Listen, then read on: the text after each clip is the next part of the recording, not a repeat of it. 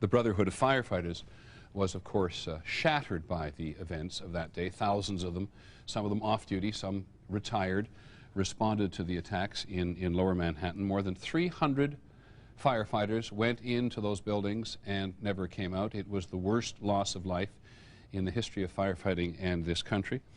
And it has led subsequently and will ultimately mean some significant changes in the way firemen do their jobs. Here's a report from ABC's John McKenzie.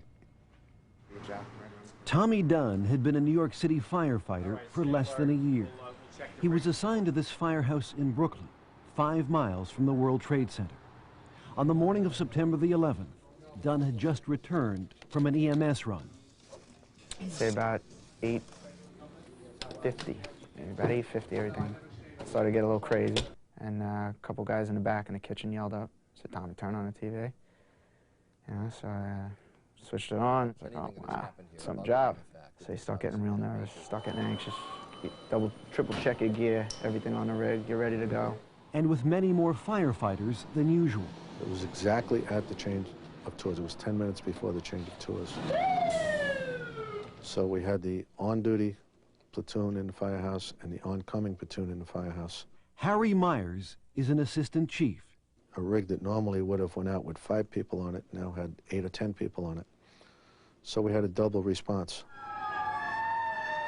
An unprecedented response from firehouses throughout the city. Attention, 68 engines, 35 engines, 50 engines. I owe you 7 more engines. We're in the back. Advise all units to go to direct.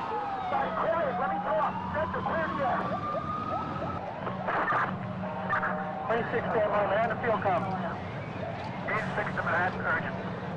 You're basically at the foot of the towers, and you're looking up, and that's when it hits you. You know, that's when you realize the magnitude of the fire, and that it's more like a war zone than a fire. It is now 9:50, 1 hour since the planes crashed into the Twin Towers.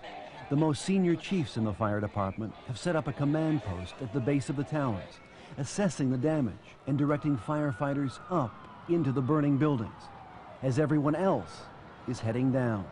People were pretty orderly, considering what was going on. Lieutenant Mickey Cross is a 25-year veteran in the department. They stayed on the outside, coming down, and they were encouraging us, you know, they were offering us water, and we were encouraging them to keep, you know, keep moving, you're doing great, you're doing great. And this went on, and we would stop about every 5 floors or so, take a little breather, because the guys were carrying up a lot of equipment. Cross led his company of 5 men to the 22nd floor of the North Tower. Just as they arrived, the adjacent South Tower began to fall, and Tommy Dunn, the rookie, was walking directly towards it. And you heard it.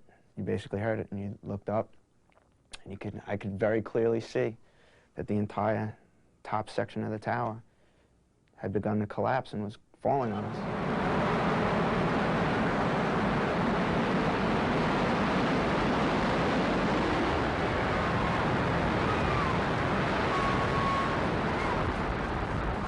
Everyone just started hitting and tapping each other. Let's go, let's run, let's get out of here. And everyone separated, scattered, ran. I had maybe 8 to 10 seconds of running time, and then it overtook you. I fell down. I don't remember ever stopping. Everybody was, you know, they were crying. Everybody was already beginning to gag and cough from the debris in the air. I basically just cursed. I don't remember thinking anything. I was just, you know, I know you can't say it on TV, but I was just cursing over and over again, you know, the F word. Just because I didn't know what else to do, you know. You were just so overwhelmed by everything going on around you. With the South Tower down, firefighters inside the North Tower have been ordered to evacuate. Some later complained that they never got the order, that their radios were not working. Mickey Cross, now on the 23rd floor of the North Tower, began heading down that crowded staircase. He made it as far as the 4th floor. And then it started.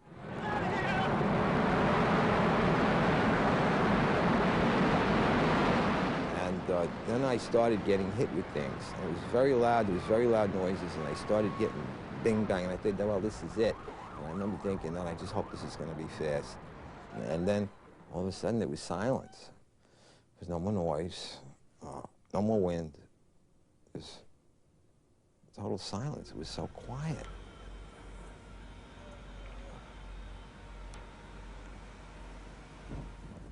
And here I was in this position. Now I was kind of partially buried. And I think like I'm the only person left alive. And then I started hearing noises, you know, movement. You know, guys are moaning. I remember one guy saying, "Oh, my head hurts," you know. But there were other people alive. 14 people trapped together under a mountain of rubble. Engine 24 transmitted a mayday in a promenade. They have firefighters trapped. We believe there are numerous members trapped in the vicinity of the west side of that building. The maydays are going out, and we're getting responding, so we know people are looking for us. So we started getting a little hopeful. But above them, the rescue effort was in shambles. The radios were full of maydays, full of people that were trapped, needed help, didn't know where they were. They couldn't give locations.